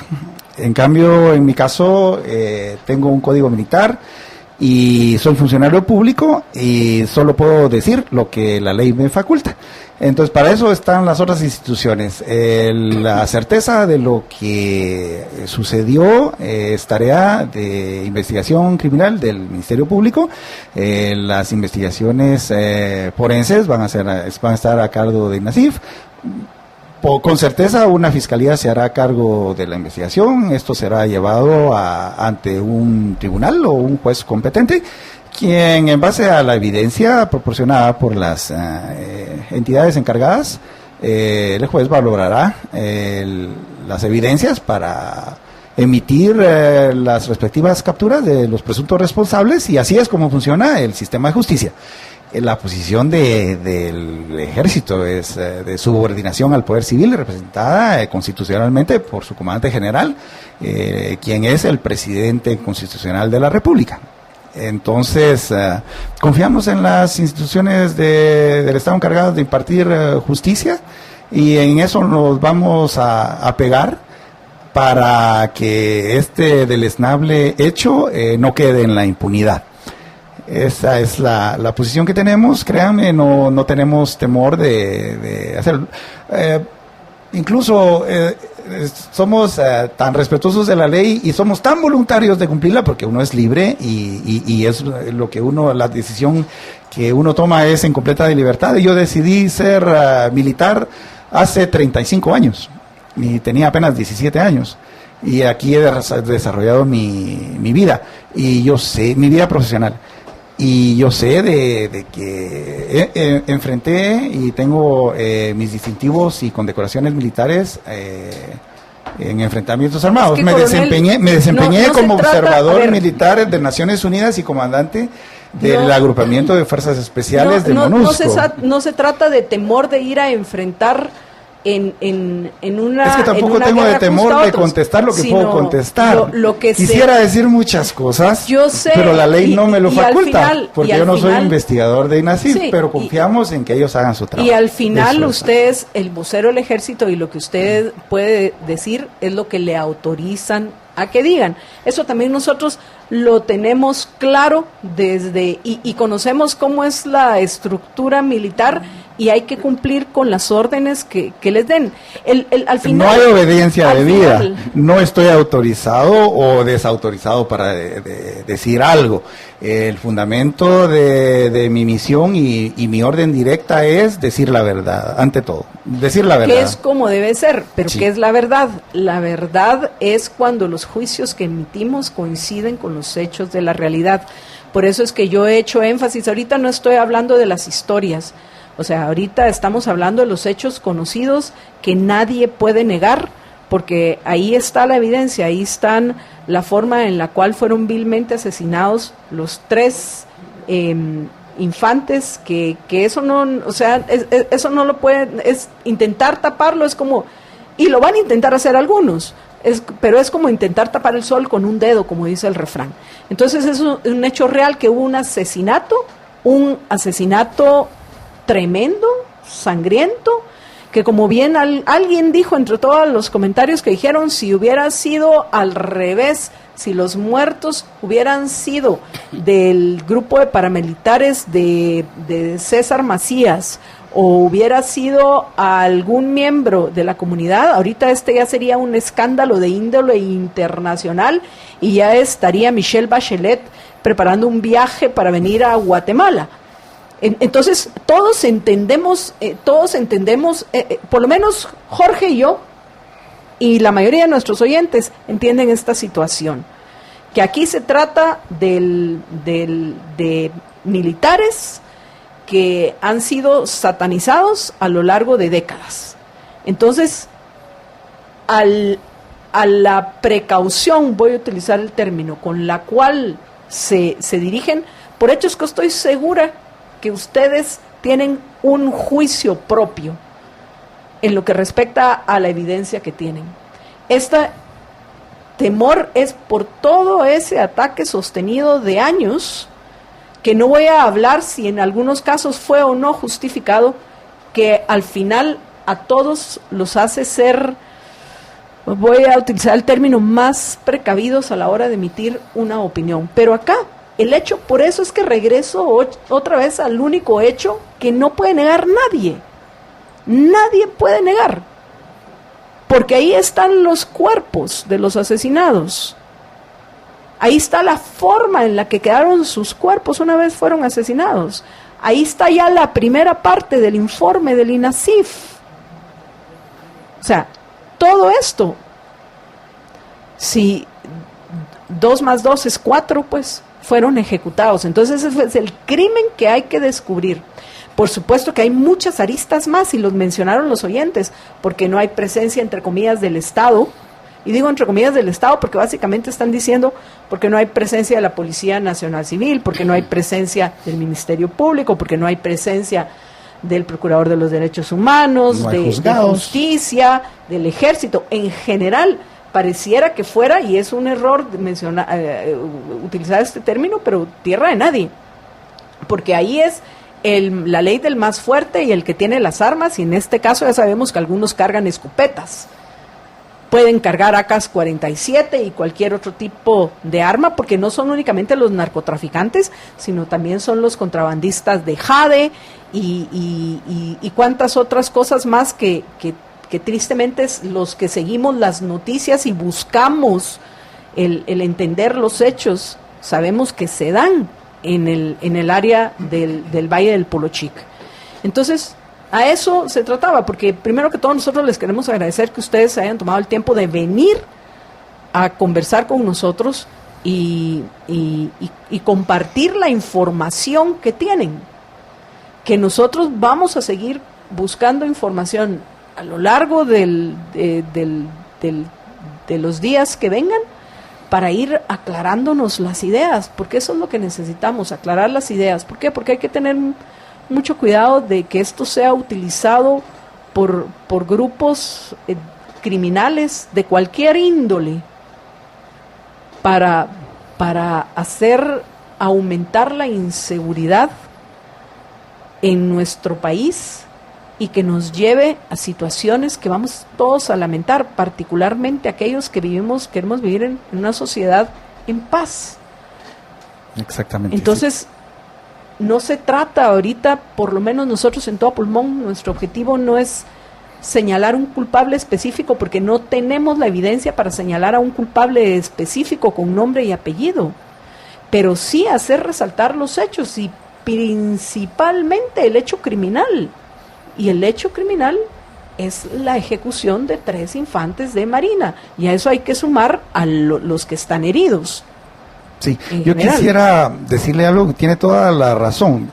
Ocurrió un hecho criminal deleznable con un grado de salvajismo en la humanidad de 3 uniformados, en la humanidad de 3 infantes de Marina. Es un hecho criminal. Mi posición al informar, y que les agradecemos el espacio, es de decirle lo que podemos decir que nos consta, pero hay algo muy importante, que el sistema de justicia, el sistema de persecución penal, el sistema de investigación criminal y forense tendrá que determinar esto. No la voluntad del ejército, no lo que diga un sector u otro de la población, sino que las autoridades a quienes les corresponde esclarecer esta salvajada, pues sean ellos los que lo determinen. Esta es nuestra posición, que confiamos en el sistema de justicia. Disculpen la reiteración, pero es que somos tan subordinados y respetuosos de las leyes y de las órdenes emanadas tanto del Comandante General del Ejército como también de las judicaturas que tienen competencia, que El asesinato de estos infantes de Marina no nos causa ningún temor, sino más bien reafirmar el compromiso con el pueblo de Guatemala, que el ejército está para servirles y estamos dispuestos a entregar nuestra vida por la paz y la tranquilidad, por la defensa de la nación. Tenemos un contingente de 150 hombres y mujeres en MONUSCO, a 14,000 kilómetros de distancia de acá, que está haciendo un buen papel desde hace ya más de 15 años. Fueron las primeras fuerzas especiales desplegadas en cualquier otra operación de paz de Naciones Unidas, y allá ya también ofrendaron 8 caibiles, su vida por personas que nunca conocieron, pero estaban convencidos de que estaban obrando bien por la paz y seguridad de esa sociedad. Nosotros aquí en este territorio bendito llamado Guatemala también estamos dispuestos con todo el honor, con toda la valentía, sobre todo con la ley en la mano, para que ese sea nuestro actuar en defensa de la población a la que servimos. No actuamos con odio, con alguien que tengamos enfrente. Esto no lo dije yo, pero es una buena acotación que en algún lado leí. No actuamos por el odio que tenemos a la persona enfrente, actuamos por el amor de las personas a las cuales defendemos. Coronel Marco Tulio Morales, muchísimas gracias por habernos acompañado en Todo Pulmón. Y vamos a seguir en contacto, porque obviamente este es un caso que nos parece a nosotros importantísimo y que debe ser una clara muestra de que sí, todo lo que dijo el coronel lo podemos esperar todos, y que algún día recobremos, porque yo no tengo la confianza que tiene el coronel en nuestro sistema de justicia, porque he visto la forma judicial que se ha politizado el sistema. Entonces yo quiero recobrar la confianza en ese sistema, así que esperamos que este sea un caso que nos permita recobrar la confianza. Jorge, ¿algo que querrás decir antes de que despidamos a nuestros invitados? Pues muchas gracias por haber estado con nosotros y seguiremos en contacto. Gracias a ustedes por tenernos para acá. Gracias. Vamos a una breve pausa y regresamos con ustedes en unos minutos. Quédense con nosotros.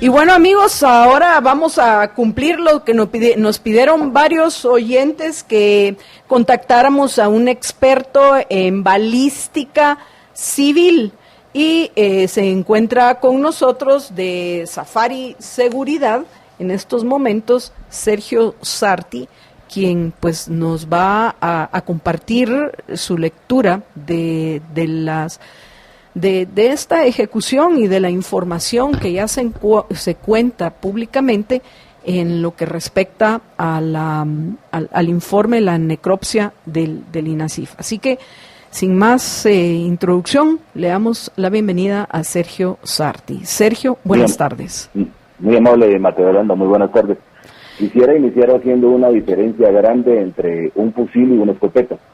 Un fusil tiene un cartucho que lanza un proyectil único, y la escopeta es un arma de fuego que puede lanzar un proyectil único, que es muy raro. La munición es lo que tú mencionabas, y normalmente carga o usa cartuchos que lanzan múltiples proyectiles. Como tú mencionabas anteriormente, leyendo lo que tenemos acceso en redes sociales, hay una fotografía que para mí es vital y es trascendental, y es la tolva del fusil Galil de un soldado que apareció en la escena del crimen. Esta tolva tiene 5 impactos de proyectil de escopeta. En base a la experiencia, me atrevería yo a decir que fue una escopeta calibre 12 con munición 00B, que cada disparo lanza 9 proyectiles o 9 perdigones de aproximadamente 9 milímetros cada uno. Hay algo que se conoce como cono de dispersión, que es, valga la redundancia, la dispersión entre cada uno de los proyectiles, y en base a esa dispersión se puede estimar la distancia. Tomando en consideración una escopeta normal, no una escopeta de cacería con algunos arreglos, me atrevería yo a decir que el disparo fue a no más de 3 5 metros exagerando. Jorge. Yo fui el que mencioné lo de el cartucho ese slug, que entiendo que es básicamente un solo perdigón, solo que un perdigonote. Sí, es un perdigonote, y normalmente ese cartucho es utilizado en los Estados Unidos para cacería de ciervos, que tiene un alcance bastante grande. Y lo que a mí me dijo una persona también conocedora de armas es de que muy probablemente eran cartuchos de ese tipo los que se habían utilizado, pero entiendo que no es esa tu versión. Difiero de la versión que te dieron, porque un cartucho slug es un cartucho único que hubiese dejado en la cara del soldado asesinado un orificio de entrada y un orificio de salida claro. En cambio, en este caso, lamentablemente, tenemos básicamente la pérdida de toda la cara del soldado, del infante de marina, lo cual creería yo, a priori, que podría ser la misma escopeta calibre 12, y al ser disparado a muy corta distancia, básicamente causa una explosión por los múltiples impactos dentro de la cara. Recordate que la cara no es una superficie sólida, sino es una superficie que está protegida por la cavidad craneal de la cara, y todo lo demás es acuoso. Y si te das cuenta, en la parte posterior, en la parte occipital que se alcanza a ver en la fotografía, no se evidencian daños. Se limitó a la desfiguración del rostro del infante de marina, lamentablemente. Por lo cual, yo en lo personal descartaría un disparo de cartuchos locos. Sergio, entonces, basado en tu conocimiento y experiencia, ¿fue una escopeta a una corta distancia? Muy corta distancia. Muy corta distancia, haciendo ese énfasis. Ok, la posición de los ejecutados, ¿estaban parados, hincados? ¿Alguna idea de cuál puede ser el ángulo en el cual se les disparó? Me voy a aventurar a dar una opinión, porque no tengo los elementos forenses necesarios para sostener la hipótesis que te voy a dar. La voy a justificar primero. Si el disparo hubiera sido desde una posición vertical, o sea, alguien disparando a la altura del hombro contra el rostro del infante de marina, hubiesen daños en la parte posterior de la cabeza del infante de marina. Y repito, no se evidencia que hayan lesiones en esta parte. Me atrevería a decir que muy posiblemente ahora fallecido estaba quizá en una posición de cúbito dorsal, y le dispararon una persona que estaba parada sobre él, posiblemente. Otra pregunta, perdón, que no me quedó claro. O sea, básicamente lo que estás diciendo es que él estaba tirado en el piso, boca arriba, y le disparó a alguien parado encima. Básicamente, asumamos esta escena. Hay una persona tirada, yo estoy frente a la persona, más o menos mis extremidades inferiores van a estar a la altura de sus pies, y esta trayectoria y esta distancia sí podría coincidir con lo encontrado en esta. Pero hay muchos factores, hay muchas variaciones que pueden suceder. Como te digo, es una hipótesis a priori, no tengo los suficientes elementos, pero en este momento es lo que me parece más lógico. Otra pregunta en lo que respecta ya a las armas. ¿Qué tan comunes son estas armas en nuestro país? ¿Y cuáles son los procesos que deben haber para poder portar una escopeta? Ok, escopeta es un arma muy, muy común, extremadamente común, ya que es un arma sumamente versátil. Es muy utilizada para cacería. ¿Por qué no se utilizó cartucho de cacería en esta escena? El cartucho de cacería es un perdigón muy, muy pequeño. Por ejemplo, los cartuchos número 4, número 7, cada perdigón viene a ser más o menos de 1 milímetro, tal vez, sin mucho, de diámetro.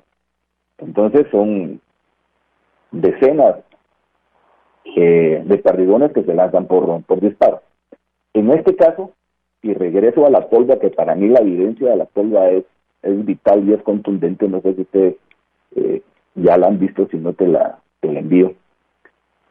Sobre la tolva aparecen 5 impactos. Hay que aclarar que cada uno de los impactos tiene todavía parte del proyectil, porque estos proyectiles son de plomo.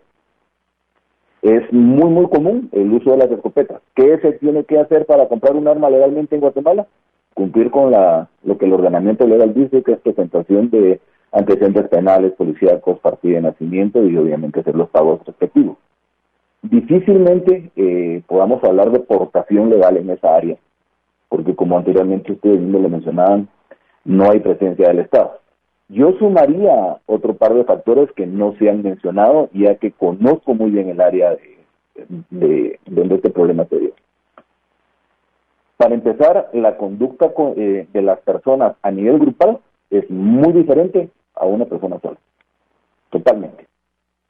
Y segundo, se da mucho el caso que estas personas en grupo, sobre todo los jóvenes, están bajo efectos de drogas o de alcohol.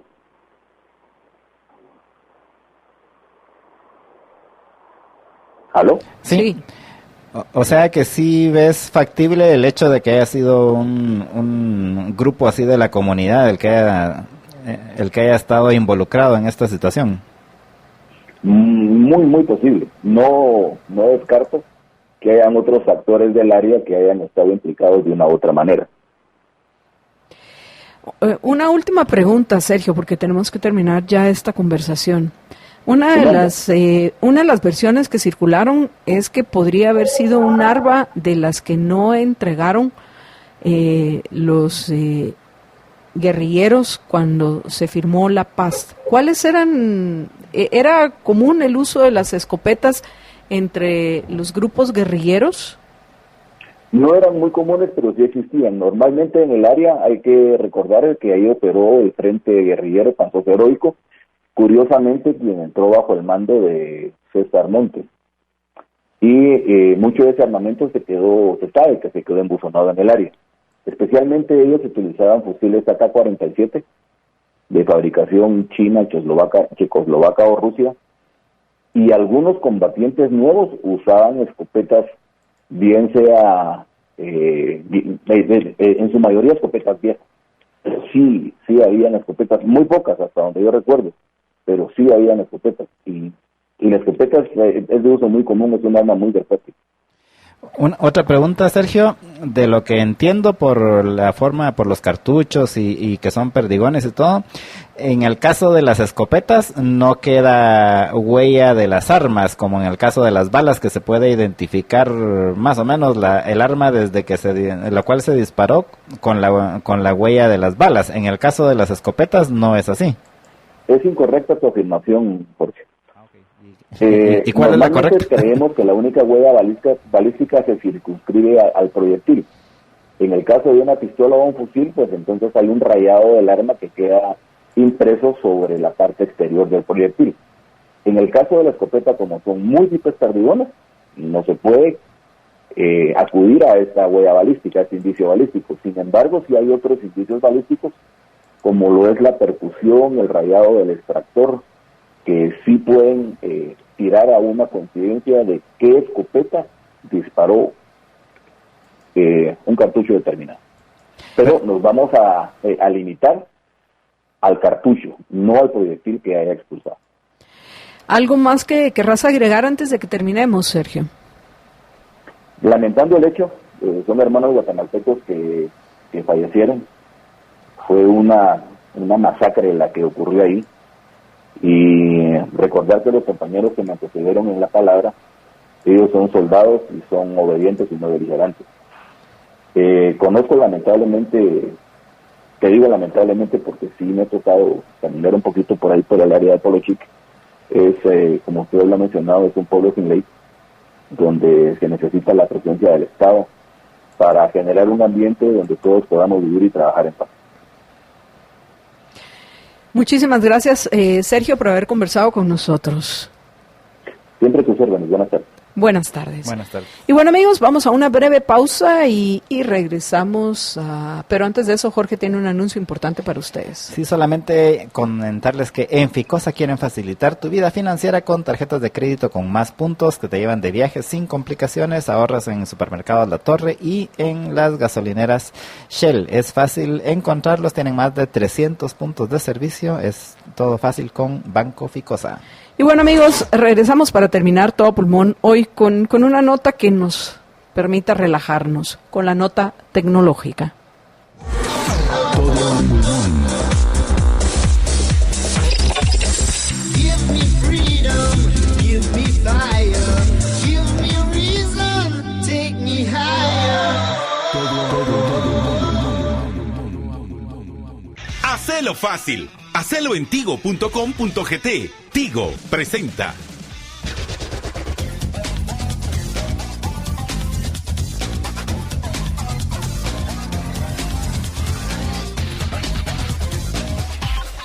Bueno, y en la nota tecnológica de hoy, pues les voy a comentar, y ahora sí tenemos fotos y videos con relación a que acaban de anunciar la NASA. Ahorita está la NASA ya en las fases finales de preparar una misión que va a ser lanzada en el año entrante, la misión 2020 le pusieron, pero acaban de anunciar una sorpresa que se la tenían muy bien guardada, y es de que junto con, más bien en el aparato el Mars Rover que van a lanzar y que ahora lo van a lanzar a una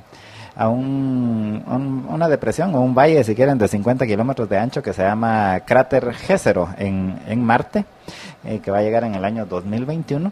Pues resulta que acaba de anunciar la NASA la sorpresa de que dentro de o más bien amarrado a este rover van a lanzar un mini helicóptero, y entonces resulta que va a llevar un mini helicóptero que ellos esperan que pueda volar en Marte, que va a ser la primera vez que un aparato volador de este tipo se envía a otro planeta, y pues esperan que pueda volar. Entonces eso lo veríamos en el año 2021, y es un helicóptercito así de 1 metro de ancho de las aspas, pero que va a ser interesante ver si puede volar en Marte. Y esa es la nota tecnológica que llega a ustedes gracias al patrocinio de Tigo.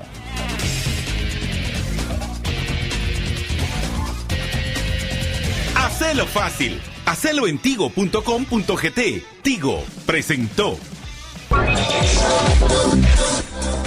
Y bueno, amigos, ya solo nos resta despedirnos, agradecerles que nos hayan acompañado y recordarles que hoy a las 6 de la tarde los esperan los jóvenes de Liber Viernes, José Fernando, Gloria, Dafne y Rudy.